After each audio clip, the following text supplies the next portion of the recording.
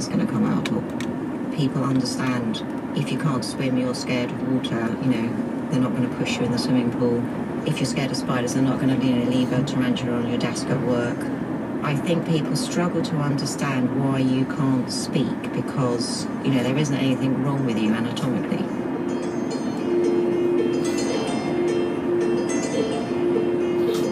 Selective mutism, or SM, was first formally recorded in the 19th century as aphasia voluntaria, meaning a voluntary lack of speech. Later, the term elective mutism was coined in the 1930s, which became selective mutism in the 1970s. But this idea that the silence is under the control of the child has persisted, which has led to the condition being much misunderstood. Alison Winchens is a speech therapist experienced in treating children with selective mutism, which has recently been reclassified as an anxiety disorder. There's one main criteria with selective mutism, that children can talk fully and freely in one setting and not in another. And that's almost a consistent, predictable pattern. We sometimes call it a talking phobia. It's a bit like a phobia of speaking, or the expectation to speak.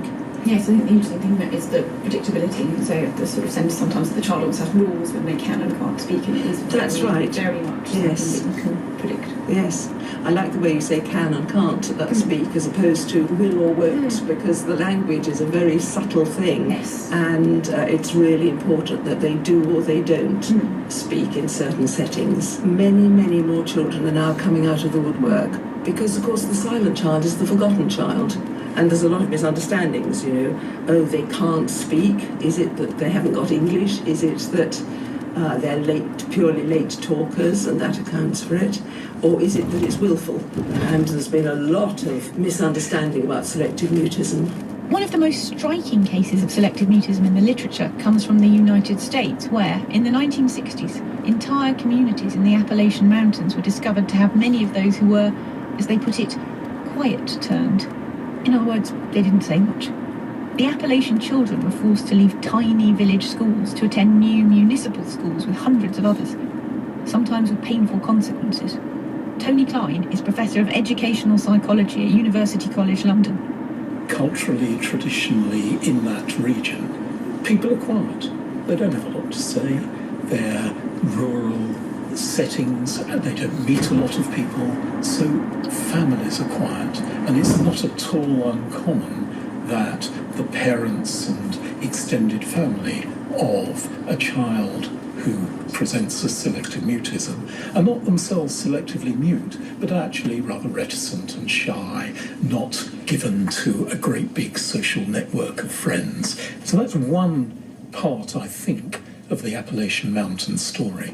But there's another bit, which is the government intervened.